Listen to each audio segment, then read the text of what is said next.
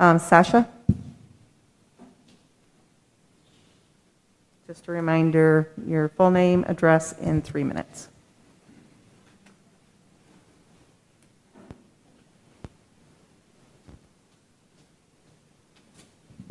I'm really sure. My name is Sasha. I don't feel comfortable giving my address. I was told that's okay. Go ahead. Good? Yes. This past year has been extremely challenging to our country. Pandemic, race riots and protests, war on the police, election, and much more. And while I can understand everyone's passion and opinions on these very intense subjects, schools should be political free zones.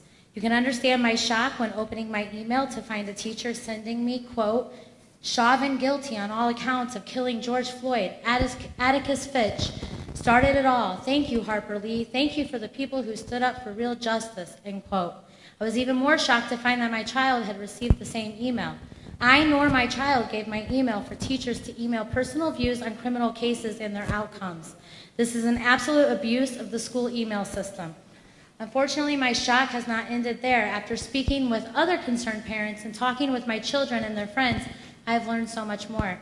I decided it was time to attend the school board meetings to get a better understanding of the direction Grambling schools were heading. Upon attending, I learned of the school's intention to implement critical race theory, fancied up by calling it equity. After the equity team finished up their presentation, the board had one question, which was if they had plans to make members more inclusive. Seems like a fair question, given there were 3 black women, 1 white male, and 3 or 4 white women. The team leader replied, yes, and we are looking into adding more black members and maybe even a Muslim. The board member who asked seemed very pleased. However, that is not inclusive. They made no mention of the lack of Asian American, Native American, Mexican American, Christian, Jew, or conservative. It seemed as if their goal was not inclusivity at all, but rather an arm of the BLM movement. With attacks happening on Jewish Americans and Asian Americans, this would be a group that should be represented if the goal is actually to bring understanding, acceptance, and peace. After the equity team wrapped up, it was time for public comments. Parents stepped up to voice many concerns, including the school's approved protest against another board member, Amy. Teachers encouraged kids to say and act in a very inappropriate way, including yelling profanities and signs with vile content like FU, which can be viewed online on our local and live news.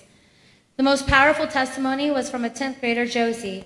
It was her words that echoed all the others I had been hearing from frustrated students and parents that really hit home for me. Our school is no longer teaching educational material free from political bias, but rather indoctrinating our students to be future Marxists. 30 seconds. As an assignment by one of your high school teachers instructing the children to watch a propaganda video of the founders of BLM and write on the origins and how it was developed, I decided to participate and do this project.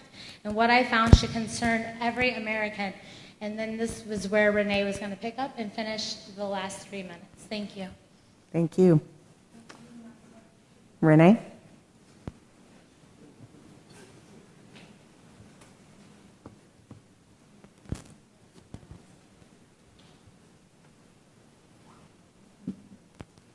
Again, full name and 3 minutes.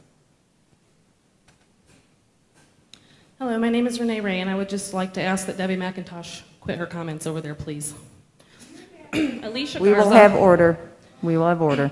Alicia Garza, one of the 3 co-founders of the Black Lives Matter National Organization, has repeatedly talked about how convicted cop killer and wanted domestic terrorist Joanne Chesmard, also known as Assata Shakur, is one of her main inspirations. Susan Rosenberg, a member of the board of directors for the left-wing Thousand Currents group, which handles the intake of donations made to the Black Lives Matter, is a convicted terrorist who, among other things, was suspected of helping Shakur escape from prison.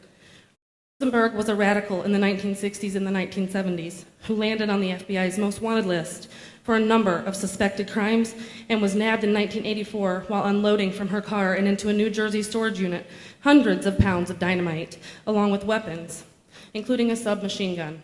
She was believed to have been a part of future politically motivated bombing plots.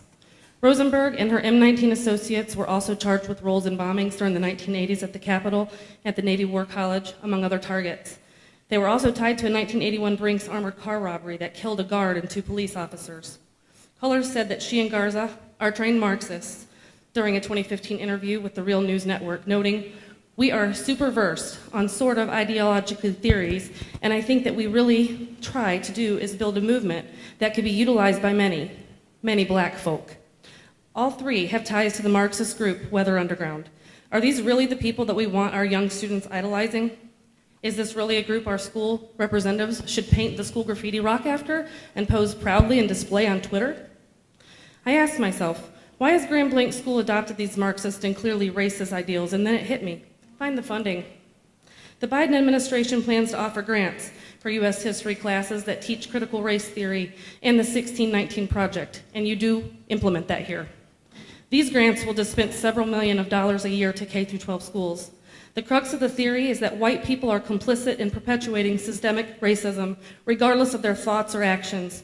Part of the remedy, according to some proponents of theory, is an unspecified period of reverse discrimination to smash entrenched white supremacist institutions.